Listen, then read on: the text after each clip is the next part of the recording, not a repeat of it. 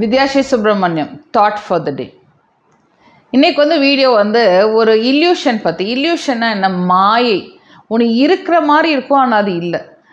இந்த உலகத்தில் நம்ம வாழ்கிற விஷயங்கள், நம்ம சந்திக்கிற மனுஷங்கள் எல்லாமே இருக்கிற மாதிரி இருக்கும், ஆனால் அவங்க இல்லை. ஏன் அப்படின்னா, நீங்கள் நினச்சி பாருங்களேன், நீங்கள் உங்களோட உடம்பு அது 60லேருந்து 70 வயசு, 70லேருந்து நீங்கள் 90 வயசு, 90 வயசு, ஈவன் 100 வயசு கூட நீங்கள் வாழ்கிறீங்க.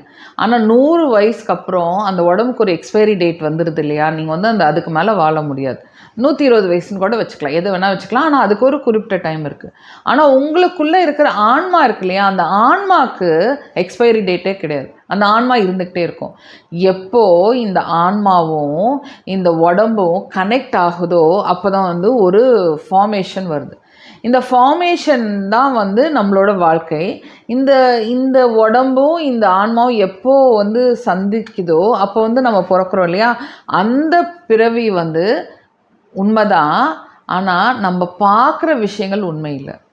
எது திரும்ப உண்மைத்தன்மையான விஷயம்? நான் பிறந்த பர்பஸை புரிஞ்சுக்கிட்டு அதுக்கான காரியங்களை செய்கிறேன். அந்த காரியங்கள்னால பல பேர் எப்போ நன்மை அடைகிறாங்களோ, எப்போ என்னை சுற்றி இருக்கிற விஷயங்கள் என்னால் பயனடையுதோ, எப்போ என்னை சுற்றி இருக்கிற விஷயங்கள் என்னை பார்த்து இன்ஸ்பயர் ஆகுதோ, எப்போ நான் ஒரு தாக்கத்தை ஏற்படுத்துகிறனோ அப்போ தான் அந்த வாழ்க்கை உண்மையாகுதாம்மா.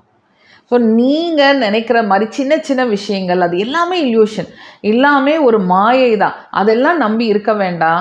நீங்கள் பண்ணுற ஒவ்வொரு விஷயங்களும் அதுக்கான தாக்கத்தை நீங்கள் ஏற்படுத்துகிறீங்களான்னு செக் பண்ணுங்கள்.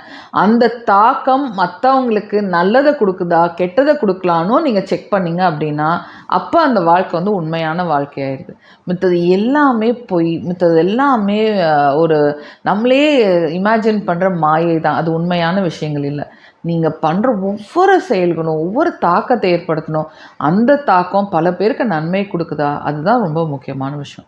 ஸோ நீங்கள் உங்களோட மாயையான உலகத்தில் இருக்கிற போகிறீங்களா, இல்லை உண்மையான உலகத்துக்கு உங்கள் மாயையை நீங்கள் மறைச்சி உங்கள் உண்மையை வெளிப்படுத்த போகிறீங்களான்னு உங்கள் கையில் தான் இருக்குது.